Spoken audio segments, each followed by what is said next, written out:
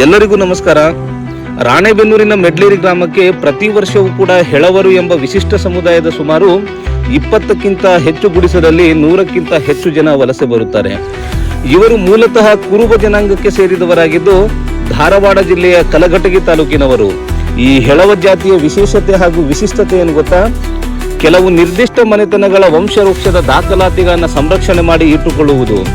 ಒಂದು ಮನೆತನದವರು ಮೂಲತಃ ಎಲ್ಲಿಯವರು, ಯಾವ ತಲೆಮಾರಿನವರು, ಅವರ ಜಾಗ, ಉದ್ಯೋಗ ಇತ್ಯಾದಿಗಳನ್ನ ಉದ್ದನೆಯ ಹಾಳೆಯ ಮೇಲೆ ಸಂಗ್ರಹಿಸಿ ತಮ್ಮದೇ ವಿಶಿಷ್ಟ ಹಾಡಿನ ಮೂಲಕ ನಿರೂಪಣೆ ಮಾಡುತ್ತಾರೆ.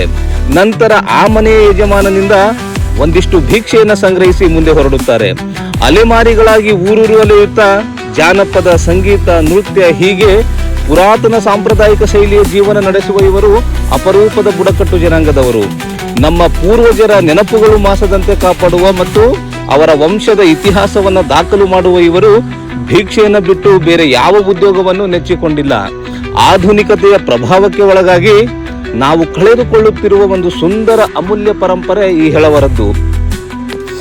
ಇವರ ಮಾತಿನಲ್ಲಿ ಈಗಲೂ ಸಹ ಕಳೆದು ಹೋಗಿರುವ ಐತಿಹಾಸಿಕ ಸತ್ಯಗಳನ್ನ, ಘಟನೆಗಳನ್ನ, ದಾಖಲೆಗಳನ್ನ ನೋಡಬಹುದಾಗಿದೆ. ಅನಾದಿ ಕಾಲದಿಂದಲೂ ಕೂಡ ಸಾಮಾಜಿಕ, ಆರ್ಥಿಕ ಮತ್ತು ಶೈಕ್ಷಣಿಕವಾಗಿ ಹಿಂದುಳಿಯುತ್ತಾ ಬಂದಿರುವ ಹೆಳವ ಜಾತಿಯ ಪರಿಸ್ಥಿತಿಯಲ್ಲಿ ಈಗಲೂ ಸಹ ಯಾವುದೇ ಬದಲಾವಣೆ ಕಾಣದಿರುವಂಥದ್ದು ನಾಗರಿಕ ಸಮಾಜದ ದುರಂತ.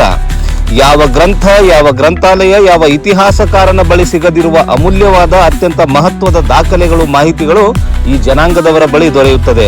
ಹೀಗೆ ನಮ್ಮ ತಲತಲಾಂತರಗಳ ನೆನಪುಗಳನ್ನ ಕಡತಗಳಲ್ಲಿ ಸಂಗ್ರಹಿಸಿ ಭದ್ರಪಡಿಸಿಕೊಂಡಿರುವ ಇವರ ಸಂಪನ್ಮೂಲಗಳನ್ನ ನಮ್ಮ ಇತಿಹಾಸಕಾರರು ಯಾಕೆ ಬಳಸಿಕೊಳ್ಳದೆ ಹೋದರು ಎಂಬ ಪ್ರಶ್ನೆ ಕಾಡುತ್ತದೆ. ಏನೇ ಆಗಲಿ, ಈ ಹೆಳವ ಸಮುದಾಯದ ಪರಂಪರೆ ಮತ್ತು ಅವರ ಅಭಿವೃದ್ಧಿ ಆಗಬೇಕೆನ್ನುವಂಥದ್ದು ನಮ್ಮ ಆಶಯ.